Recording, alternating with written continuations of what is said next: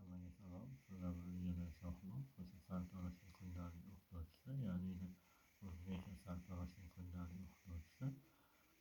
Ya'ni yana ma'lumot berib o'tmoqchiman. Ya'ni diplom olgandan keyin ko'pchilik uyda yoki boshqada nima ish qilishni bilishmaydida, uyga qo'shilgisi kelib yoki boshqa joyga qo'shilgisi kelib yuradigan shaxs fuqarolarga hamda o'quvchilarga va hamda diplomi bor o'sha birgalikda yuradigan shaxs bor o'quvchilarga bitta maslahat bermoqchiman. Kuni yaxshi, xayrli o'tishi uchun albatta baribir majbur bo'lib bo'ysungan holda pasport talaba guvohnomalari, tillik guvohnomalarini to'g'irlab, albatta o'sha uni judayam qanaqa dunyo o'tishligini ya'ni 100% bilmagan holda o'sha talabaning dunyosiga qo'shilgan holda o'sha masalan oddiy shaxs fuqarolardan chiqib ketgan holda majbur ro'yobda ya'ni qanaqa ma'noda oilada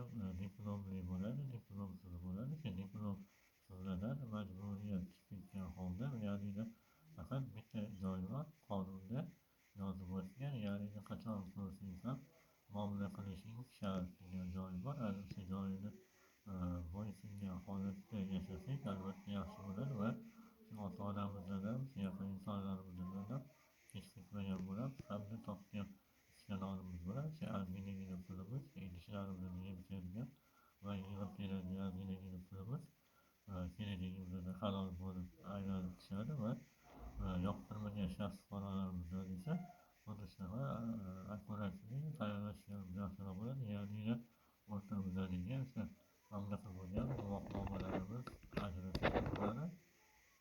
Ya'ni xuddi shunaqa bo'lgan arzon guvohnomalar hisoblanadi. Ya'ni bu o'zbekcha guvohnoma bo'ladi. Nega arzon degan ko'p narsa, ko'pchilik savol beradi. Nega O'zbekistonda arzon? Buni hozircha qonunda to'g'ri kelmaydi.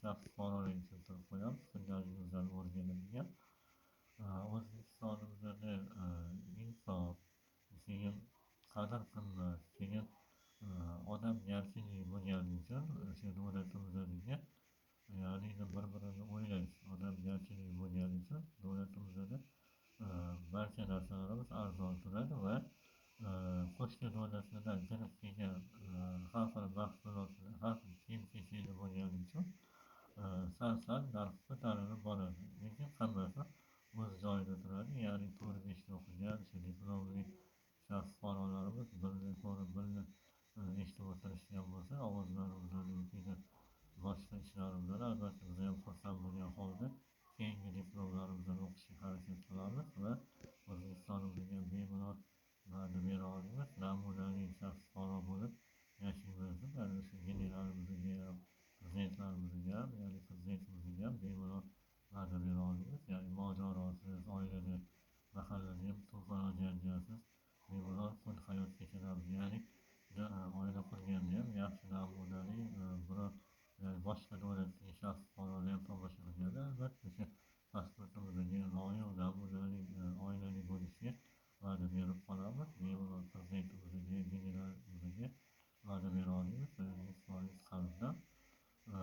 Va qolgan bo'ladigan shaxs fuqarolarga ularga ham ya'ni generalimizga ham prezidentimizga ham yozib qo'ygan davlatimizdagi barcha qonundagi faoliyat